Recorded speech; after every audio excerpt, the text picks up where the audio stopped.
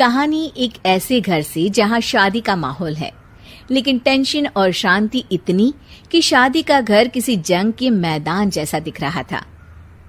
अरे जैसा मर्जी डेकोरेशन कर दो, पैसों की चिंता मत करो। इतना पैसा जब लड़के वालों को दे दिया तो फूल वालों को देने में मुझे क्या दिक्कत है? अरे धीरे बोलो ना, साफ लग रहा है कि फ्रस्ट्रेटेड हो।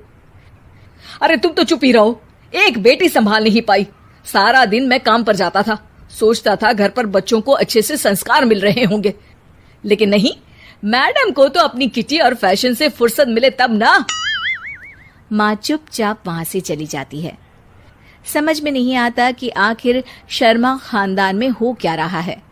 कल तक चिड़िया सी फुदकने वाली शीना की शादी यूं अचानक एक मोटे काले लड़के से क्यों हो रही है? शीना कमरे में हाथ में गुड़िया लिए बोलती है, मेरे साथ जो हो रहा है ठीक हो रहा है। तुम तो सब जानती हो, साहिल मेरे लिए भगवान है। अब जब वो ही नहीं मिला तो फिर कोई भी हो, जिंदगी ही तो जीनी है, जी लेंगे। बाहर शीना की बुआ किसी से बात करती है। अरे मोटा नहीं, उसे तो खाते पीते घर का कहते हैं। अब ओबेरॉय का नाम भी किसी को बताने वाली बात है। उनका इकलौता लड़का तो करोड़ों की सामी तो है ही। अरे हमारी शीना बिटिया तो रानी बनेगी, रानी। इन सब के बीच कहीं कोने पर शीना हाथ में मेहंदी सजाए बैठी थी और आंखों में आंसू सजाए। और वो समय भी आ जाता है जब शीना मंडप के नीचे हाथ में वरमाला लिए खड़ी होती है, लेकिन तभी अफरा तफरी मच जाती है। कोई कहता है, अरे लड़के की माँ को हार्ट अटैक आ गया। अरे अच्छी खासी थी, कैसे हो गया? अरे कहते हैं ना, किसी किसी लड़की के पैर अच्छे नहीं होते, हो सकता है कि मनहूस है ये लड़की। शीना पास खड़ी सब सुन रही थी। फिर शीना अपने कमरे में आ जाती है। शादी ये कहकर नहीं होती कि लड़की मनहूस है। अब लगातार शीना के लिए लड़के देखने आते, लेकिन आस पड़ोस या किसी के कहने पर शादी हर बार टूट जाती। लेकिन एक दिन, अंकल, मैं काफी दिनों से आपसे मिलने की कोशिश कर रहा था, लेकिन हिम्मत नहीं हो पा रही थी।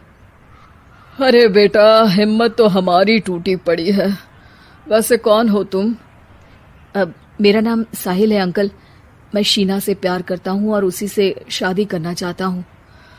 अरे अब तो किस जात के हो ये भी मायने नहीं रखता।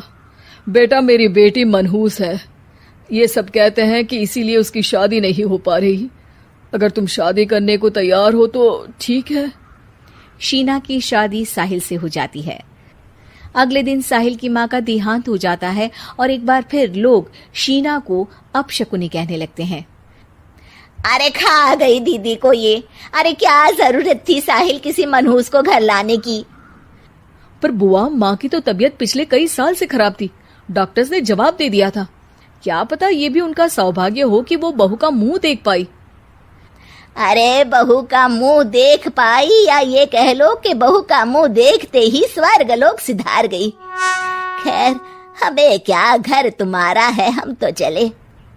अब शीना को खुद पर ही शक होने लगता है कि कहीं सच में वो अपशकुनी तो नहीं। साहिल, हम दोनों की शादी नहीं हुई होती तो अच्छा था। देखो ना, कैसे पहले मेरी शादी टूटती थी और अब तुम्हारी माँ भी।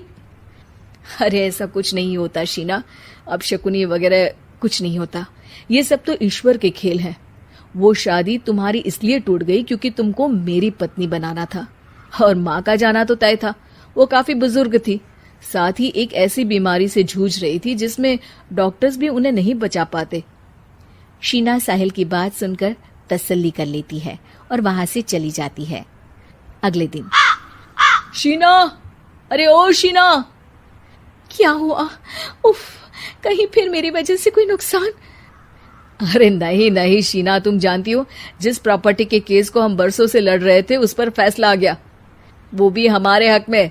अब हम करोड़पति हो गए शीना। शीना शांत रहती है। अरे क्या हुआ? करोड़ पत्नी बनकर तुमको खुशी नहीं हुई? शीना की आंखों में पानी आ जाता है। चलिए जी, कुछ तो अच्छा हुआ मेरी जिंदगी में आकर आपके साथ।